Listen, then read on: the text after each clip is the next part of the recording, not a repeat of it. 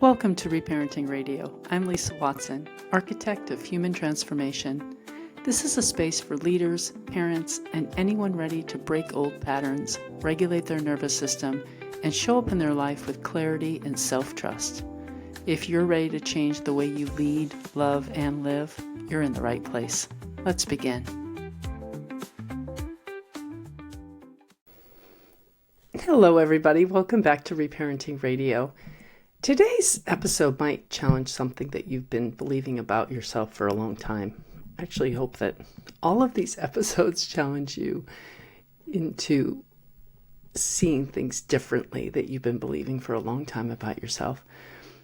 Because when we really look at it, some of what we actually call emotional dysregulation is actually physiological instability. And some of what we may be labeling ourselves as, overwhelmed, anxious, unable to focus, ADHD, I just feel off today. It's not coming from your thoughts. It's not coming from your past. It's not even coming from your current circumstances. Often it may be coming from your body or your environment, from things like maybe what you ate or how long it's been since you've eaten, your blood sugar levels, also the air quality that you're breathing, the quality of the water that you're drinking, the type of lighting that you've been under or looking at, the amount of stimulation that your nervous system has been processing, even things like constant screens or artificial light, LED light, blue light, maybe even that electric car is the reason that you're feeling irritable or having a headache because you've been sitting in EMFs all day or for many, many hours. All of these are inputs and your body is always responding to them. And what happens is your body creates a state. It gets into a state. And your mind tries to explain to you why you're in that state. And often, instead of recognizing it as my system is under stress, we turn it into something like, there must be something wrong with me. Why can't I just calm down? I can't ever seem to focus. And this is where the mislabeling begins. Because your body doesn't say, hey, your blood sugar just crashed, or, your nervous system's a little dysregulated right now. It just sends signals. And those signals, they come across as irritability, anxiety, restlessness, brain fog, short fuse, lack of focus. And then your mind builds a story around it. Oh, it must be because I didn't sleep well last night. Oh, maybe it's, that conversation I had with my friend, or I just have too much going on. I'm just overwhelmed. I'm sure that's what it is. And sometimes those things may be true, but sometimes they're interpretations of a physiological state. And everything can start to shift once we have awareness in the correct area. Awareness is always, always, always the number one thing. Because when you understand that your emotional state is influenced by your physiology and your environment, you stop making it personal. You stop turning temporary states into your identity. You stop thinking, this is who I am. And for a lot of people, this comes back to something very simple. Unstable blood sugar. Now, I know that that sounds probably a little oversimplified, but this is where your power really comes back online. Because when you realize that calm is not necessarily a personality trait, calm is a biochemical state, you can look at what is actually occurring with broader focus, more awareness. And what it may look like in real life is you wake up, maybe you have coffee first thing, Maybe you skip breakfast or you grab something quick that's mostly sugar or carbs, and your blood sugar spikes, and then it drops. And when it drops, your body experiences that as stress. And by now, you're already at work having an interaction with your boss, and you're feeling irritable, and you're thinking it's your boss. He's too demanding, or you're not good enough at your job or something. Because it's coming across as irritability, anxiety, urgency, brain fog, short fuse. So your mind is trying to explain it. And now you're in a loop, and your body is the one that actually created the state, and your mind is the one that created the story. And this is where we tend to get stuck, trying to regulate something at a level of the mind that is actually started in the body. It's kind of like trying to meditate during a fire alarm. I had this experience last week. In fact, I wrote about it in my newsletter that I wasn't feeling well. I had been sick for over 2 weeks, and it really started impacting me on an emotional level because I wasn't able to go work out. I was getting behind in the things that I needed to do for my business and around the house and with my work, other parts of my work. And I started believing that it was something wrong with me, that I just couldn't think the right way. I couldn't do the right things. And luckily I have very heightened awareness, and I realized that no, it was more of a physiological problem, that I had just been sick for too long, that I was stressed and I was going back to old program and old wiring. But when these things happen, it doesn't mean that your emotional work isn't real. It just means that sometimes you're trying to do deep healing work on top of an unstable foundation, or you're thinking that this is healing work when it's just a physiological problem. And that's exhausting.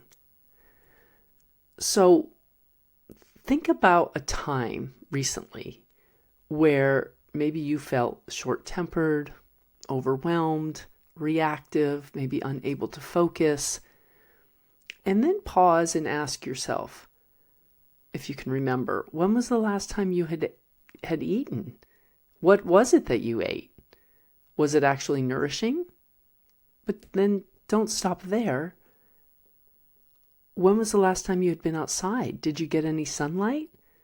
How much time had you spent on screens? How much stimulation had your nervous system been having to process? What kind of environment had you been in? What kind of energy had you been around? Were you in an electric car? Were you in front of a lot of computer screens or under a lot of white lights, LED lighting, blue light? Because it's not just food, it's all of it. Last week I talked about sound and music and the impact that they have on your nervous system, both positively and negatively. And this is just an extension of that. Your body is constantly responding to everything that you're exposed to. Light, sound, food, stimulation, environment, all of it is an input. And more often than not, your state is not personal failure. It's a physiological response. And here we can get really practical, because this isn't about adding more to your plate. It's about changing what you pay attention to.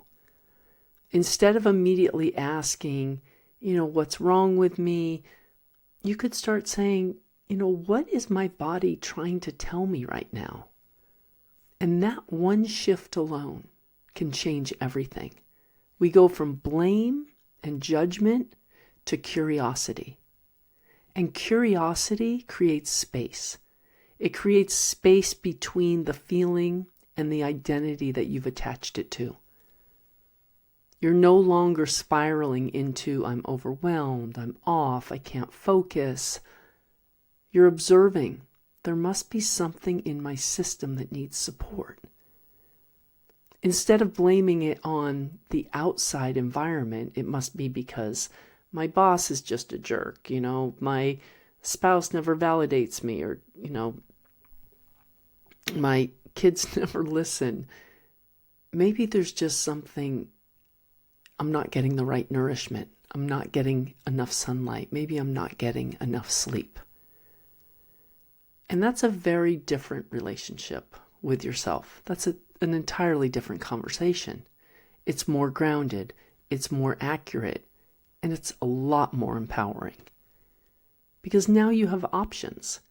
You can choose. You can choose to eat something that stabilizes you. You can step outside and get some sunlight, go for a nice brisk walk. Heck, you can do a couple jumping jacks and get your blood pumping. You can take a break from the screens, from the television. You can shift your environment. You can support your system instead of trying to just override it. And over time, this is what actually builds regulation. Not forcing yourself to think differently, but consistently giving your body what it needs to feel safe. I think that we've been tricked into thinking that so many of our mental health and physical health are attributed to